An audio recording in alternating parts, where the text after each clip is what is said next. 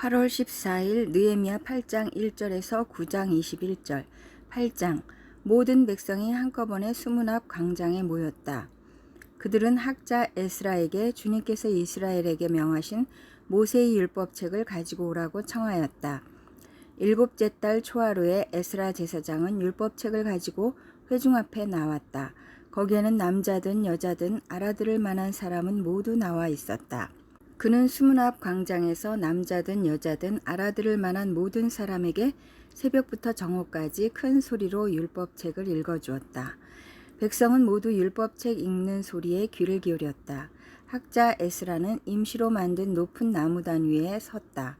그 오른쪽으로는 마띠디아와 스마와 아나야와 우리야와 힐기야와 마아세야가 서고 왼쪽으로는 브다야와 미사엘과 말기야와 하숨과 하스바다나와 스가랴와 무슬람이 섰다. 학자 에스라는 높은 단 위에 서 있었으므로 백성들은 모두 그가 책 펴는 것을 볼 수 있었다. 에스라가 책을 펴면 백성들은 모두 일어섰다. 에스라가 위대하신 주 하나님을 찬양하면 백성들은 모두 손을 들고 아멘 아멘 하고 응답하고 엎드려 얼굴을 땅에 대고 주님께 경배하였다. 레위 사람인 예수아와 바니와 세레바와 야민과 악굽과 사부대와 호디야와 마아세야와 그리다와 아사랴와 요사밧과 하난과 블라야는 백성들이 제자리에 서 있는 동안에 그들에게 율법을 설명하여 주었다. 하나님의 율법책이 낭독될 때에 그들이 통역을 하고 뜻을 밝혀 설명하여 주었으므로 백성은 내용을 잘 알아들을 수 있었다. 백성은 율법의 말씀을 들으면서 모두 울었다.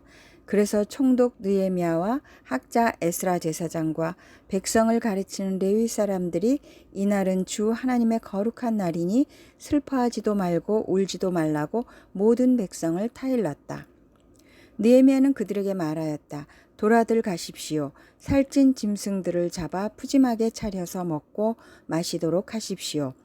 아무것도 차리지 못한 사람들에게는 먹을 몫을 보내주십시오.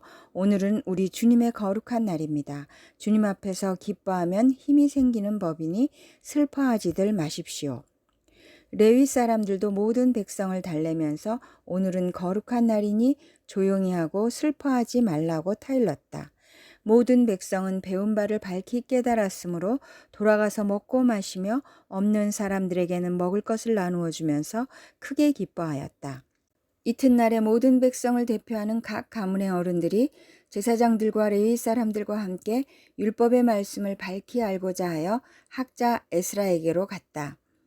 그들은 이스라엘 자손은 일곱째 달 축제에는 초막에서 지내도록 하라는 주님께서 모세를 시켜서 명하신 말씀이 율법에 기록되어 있는 것을 발견하였다.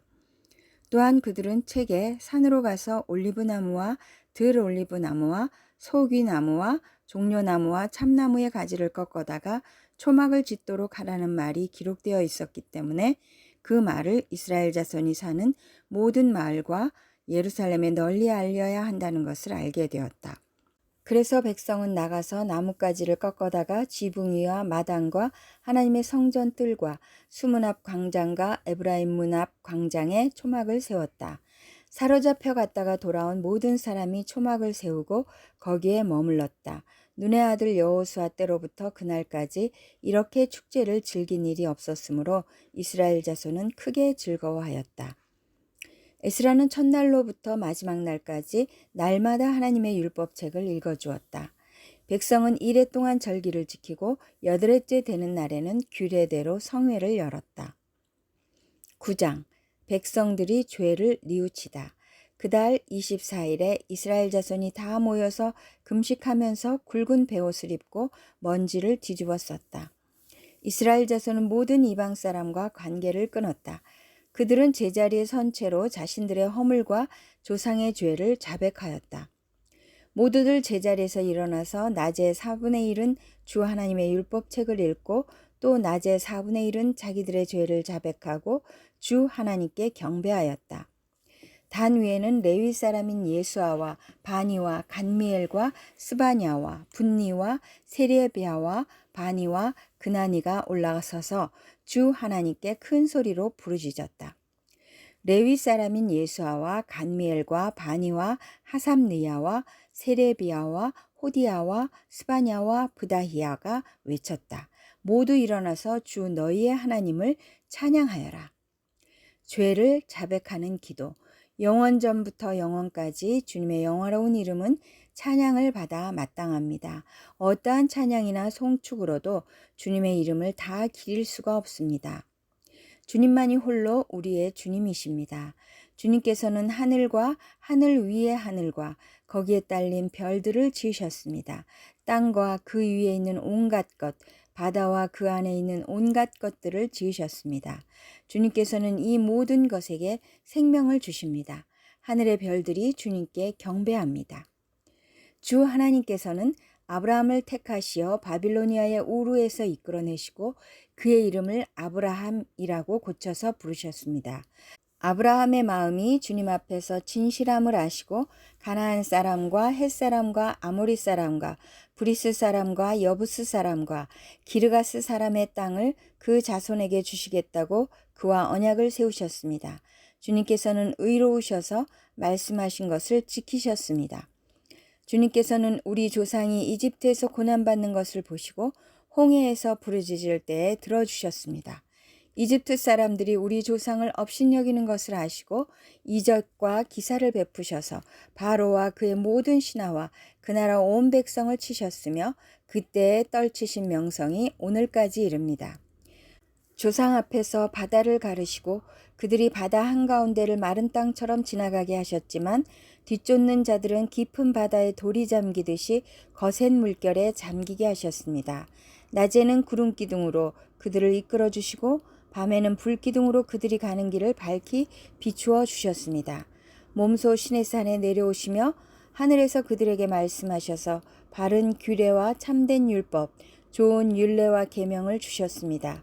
주님의 거룩한 안식일을 알려주시고 주님의 종 모세를 시키셔서 계명과 규정과 율법을 가르쳐 주셨습니다. 굶주릴까봐 하늘에서 먹거리를 내려주시고 목마를까봐 바위에서 물이 솟아나게 하셨습니다. 주님께서 손을 들어 맹세하며 주시겠다고 한 그 땅에 들어가서 그곳을 차지하라고 말씀하셨습니다. 그러나 우리 조상은 거만하여 목이 뻣뻣하고 고집이 세어서 주님의 명령을 지키지 않았습니다. 주님께 복종하기를 거부하고 주님께서 보여주신 그 놀라운 일들을 곧 잊었습니다. 뻣뻣한 목에 고집만 세워서 종살이하던 이집트로 되돌아가려고 반역자들은 우두머리를 세우기까지 하였습니다. 그러나 주님은 용서하시는 하나님, 은혜로우시며 너그러우시며 좀처럼 노여워하지 않으시며 사랑이 많으셔서 그들을 버리지 않으셨습니다. 더욱이 우리 조상은 금부치를 녹여서 송아지상을 만들고는 우리를 이집트에서 이끌어내신 우리의 하나님이다 하고 외치고 주님을 크게 모독하였습니다. 그런데도 주님께서는 언제나 그들을 불쌍히 보셔서 차마 그들을 광야에다가 내다버리지 못하셨습니다. 낮에는 줄곧 구름 기둥으로 그들을 이끌어 주시고 밤에는 불 기둥으로 그들이 가는 길을 밝히 비추어 주셨습니다. 선한 영을 주셔서 그들을 슬기롭게 하셨습니다. 그들의 입에 만나가 끊이지 않게 하시며 목말라 할 때 물을 주셨습니다. 광야에서 40년 동안이나 돌보셔서 그들이 아쉬운 것 없게 하셨습니다. 옷이 헤어지지도 않았고 발이 부르트지도 않았습니다. 고린도전서 9장 1절에서 18절. 9장 사도의 권리. 내가 자유인이 아닙니까? 내가 사도가 아닙니까? 내가 우리 주 예수를 뵙지 못하였습니까? 여러분은 주님 안에서 내가 일에서 얻은 열매가 아닙니까? 다른 사람들에게는 내가 사도가 아닐지 몰라도 여러분에게는 사도입니다. 여러분은 주님 안에서 나의 사도직을 보증하는 표입니다. 나를 비판하는 사람들에게 이렇게 답변합니다. 우리에게 먹고 마실 권리가 없습니까? 우리에게는 다른 사도들이나 주님의 동생들이나 게바처럼 믿는 자인 아내를 데리고 다닐 권리가 없단 말입니까? 나와 바나바에게만은 노동하지 않을 권리가 없단 말입니까? 자기 비용으로 군에 복무하는 사람이 어디에 있습니까? 포도원을 만들고 그 열매를 따먹지 않는 사람이 어디에 있습니까? 양떼를 치고 그 젖을 짜먹지 않는 사람이 어디에 있습니까? 내가 사람의 관리에만 의거하여 이런 말을 하는 줄 아십니까? 율법에도 이런 말이 있지 않습니까? 모세의 율법에 기록하기를 타작 일을 하는 소에게 망을 씌우지 말아라 하였습니다. 하나님께서 소를 걱정하신 것입니까? 그렇지 않으면 우리 모두를 위하여 말씀하신 것입니까? 그것은 우리를 위하여 하신 말씀입니다. 밭을 가는 사람은 마땅히 희망을 가지고서 밭을 갈고 타작을 하는 사람은 한 몫을 얻으리라는 희망을 가지고 그 일을 합니다. 우리가 여러분에게 영적인 것으로 씨를 뿌렸으면 여러분에게서 물질적인 것으로 거둔다고 해서 그것이 지나친 일이겠습니까? 다른 사람들이 여러분에게 이런 권리를 가졌다면 하물며 우리는 더욱 그러하지 않겠습니까? 그러나 우리는 이런 권리를 쓰지 않았습니다. 우리는 그리스도의 복음을 전하는 일에 지장을 주지 않도록 모든 것을 참습니다. 성전에서 일하는 사람은 성전에서 나는 것을 먹고 제단을 맡아보는 사람은 제단 제물을 나누어 가진다는 것을 여러분은 알지 못합니까? 이와 같이 주님께서도 복음을 전하는 사람들에게는 복음을 전하는 일로 살아가라고 지시하셨습니다. 그러나 나는 이런 권리를 조금 더 행사하지 아니하였습니다. 또 나에게 그렇게 하여 달라고 이 말을 쓰는 것도 아닙니다. 그렇게 하느니 차라리 내가 죽는 편이 낫겠습니다. 아무도 나의 이 자랑거리를 헛되게 하지 못할 것입니다. 내가 복음을 전할지라도 그것이 나에게 자랑거리가 될 수 없습니다. 나는 어쩔 수 없이 그것을 해야만 합니다. 내가 복음을 전하지 않으면 나에게 화가 미칠 것입니다. 내가 자진해서 이 일을 하면 삭슬 받을 것입니다. 그러나 내가 마지못해서 하면 직무를 따라 한 것입니다. 그리하면 내가 받을 삭은 무엇이겠습니까? 그것은 내가 복음을 전할 때 값없이 전하고 복음을 전하는 데에 따르는 나의 권리를 이용하지 않는다는 그 사실입니다. 시편 91편 9절에서 16절. 내가 주님을 내 편한 초로 삼았으니 가장 높으신 분을 너의 거처로 삼았으니 내게는 어떤 불행도 찾아오지 않을 것이다. 내 장막에는 어떤 재앙도 가까이 하지 못할 것이다. 그가 천사들에게 명하셔서 네가 가는 길마다 너를 지키게 하실 것이니 너의 발이 돌뿌리에 부딪히지 않게 천사들이 그들의 손으로 너를 붙들어 줄 것이다. 네가 사자와 독사를 짓밟고 다니며 사자 새끼와 살모사를 짓이기고 다닐 것이다.